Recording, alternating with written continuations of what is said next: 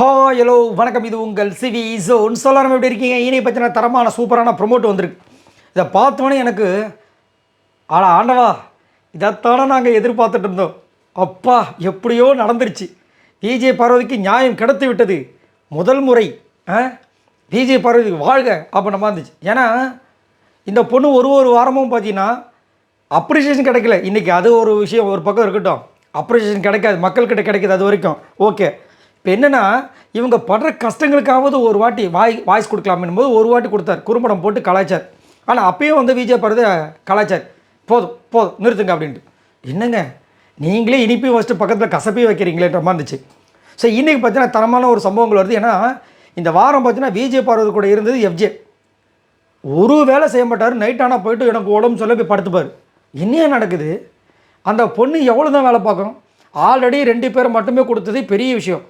அதுவே வந்து எப்படி சவாலுக்கு போகிறாங்கன்னு சொல்லிட்டு யோசிச்சுட்டு இருக்கும்போது இவர் பாட்டுக்கு என்னால் பண்ண முடியாது, ஸ்நாக்ஸ்க்கு என்னால் பண்ண முடியாது.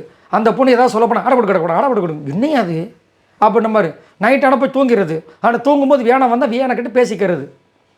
வந்து எல்லாருமே வந்துட்டு அங்கே பேசாதீங்க, அது பார்க்குறதுக்கு நல்லா ஒரு அசிஸ்டன்ட் வாடனும் ஒரு பொண்ணு பேசுகிறது எங்களுக்கு வேறு மாதிரி இருக்குது அப்படின்னு சொன்னால் வியானா வந்து உடனே பொங்குறது. எனக்கு வந்துட்டு ஆள் இல்லைன்னு சொல்லிட்டு பிரின்சிபல் கிட்ட சொல்கிறாங்க. யார்? விஜய் பார்வதி. அதுக்கு வந்துட்டு அங்கே வந்து எல்லோரும் சிரிக்கிறாங்க. நீங்கள் தான் பண்ணோம், நீங்கள் தான் இது பண்ணீங்க அப்படி இப்படின்றாங்க. நாங்கள் வந்தால் கும்பலாக வந்து பண்ணுவோம், நீங்கள் ஃபுல்லாக வந்துட்டு அந்த பாத்திரத்தை கழுவணுன்றாங்க. அந்த பொண்ணு அழுது அன்றைக்கி ஃபுல்லாக தூங்கவே இல்லை. வேலையை முடிச்சு தான் பண்ணாங்க. அது சர்ரா நீங்கள் பண்ணிட்டீங்களா, நான் காட்டுறேன்டா யாருன்னு சொல்லிட்டு பண்ணி முடித்தாங்க. இதில் வேறு ஸ்கோர் பண்ணுறதுக்கு விக்ரம் வேறு பக்கத்தில் எல்லாம் நோட் பண்ணிட்டு மக்கள்கிட்ட வந்து சொல்கிறாராம், நான் இருக்கிறதுனால தான் அந்த பொண்ணு பண்ணிச்சுன்னு. என்னத்தை சொல்ல. இப்போ ப்ரொமோட்டில் வந்து பயங்கரமாக வந்து வெறியாட்டுறாரு.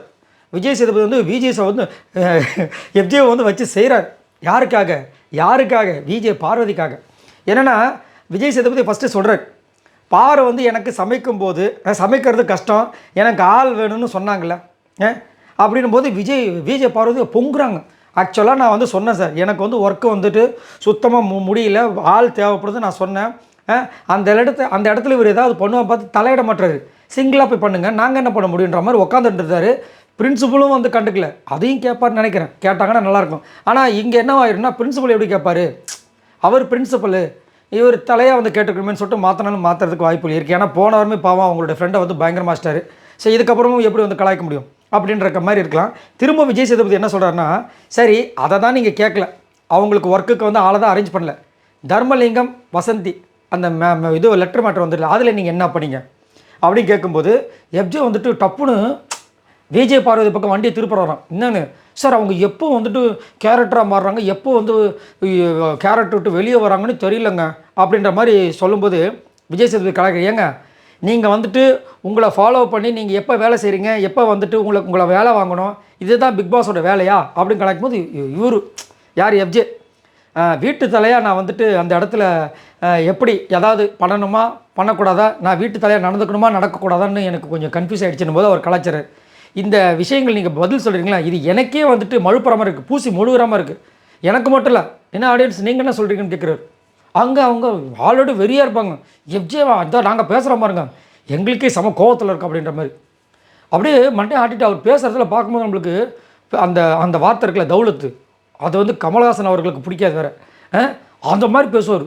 அதான் அந்த போன வாரம் கூட சொன்னார் பிரஜனை பார்த்து, எங்கள் ஏரியாவுக்கு வந்துட்டு எங்கள் அப்பாவை பார்த்து ஏன்னு சொல்லிட்டு போங்க பார்க்கலாம். ஏன்ப்பா அவர் வந்துட்டு இங்கேருந்து பஸ்ஸு பூச்சி அங்கே வந்து ஏன்னு சொல்லிட்டு போனோம், அவருக்கு வேலை இல்லையா?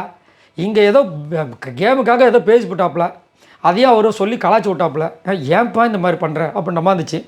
எது எப்படியோ இன்றைக்கி விஜய் பார்வதிக்காக இவர் பண்ண அட்டூழியங்களுக்கு, அதுவும் நேற்று வந்து எஃப்ஜேக்கு வந்துட்டு பிக் பாஸ் எஃப்ஜேவை நிற்க வச்சு கலாய்ச்சதுக்கப்புறமா உள்ளே போய் விஜய் பார்வதி குத்தாட்டம் போட்டிருப்பாங்க டங்கடக்கான்னு. அதுக்கப்புறம் அதில் கண்ணா 2வது லட்டு சாப்பிட ஆசையான்னு சொல்லிட்டு அதை படிச்சிருப்பாங்க பாருங்கள். படிச்சுட்டு அங்கே திரும்ப ஒரு குத்து, திரும்ப வெளியே வந்துட்டு சொல்லியிருப்பாங்க பாருங்கள். எஃப்ஜேவை பார்க்காம கானவனத்தை பார்த்தே சிரிச்சிருப்பாங்க. அது எஃப்ஜேக்கு இருட்டிட்ட கொடுக்கணும் அவங்களுக்கு தெரியும். ஏன்னா எதையுமே வச்சுக்கூடாது, வஞ்சகம் இல்லாமல் திருப்பி கொடுத்துடணும். ஸோ பயங்கரமான சூப்பரான மாசான ஒரு ப்ரொமோவாக இருக்குது. கண்டிப்பாக பயங்கரமாக ஒரு என்ஜாய்மெண்ட்டான நீங்களும் கண்டிப்பாக, அதுவும் குறிப்பாக விஜய் பார்வதியோட ரசிகர்கள் அட்டே போடுறா விசில் போய் பட்டாசு வாங்கி வெடிக்கடா அப்படின்ற மாதிரி நினைப்பீங்க. பார்க்கலாம் இது வந்து எபிசோடில் எப்படி போகுதுன்னு. ஆனால் இன்னும் கொஞ்சம் வச்சு செய்யணும். எப்படின்னா ஒரு சில பேர் வச்சு செய்வார்ல, குறிப்பாக விஜே பருவ அந்த மாதிரி வச்சு செய்யுங்களேன் ப்ளீஸ் அப்படின்ற மாதிரி இருக்குது. சரி, இதை பற்றி உங்களோட கருத்துக்களை சொல்லுங்கள். மறக்காம நம்மளோட சேனலை சப்போர்ட் பண்ணுங்கள், சப்ஸ்கிரைப் பண்ணுங்கள். பாய் நண்பர்கள்.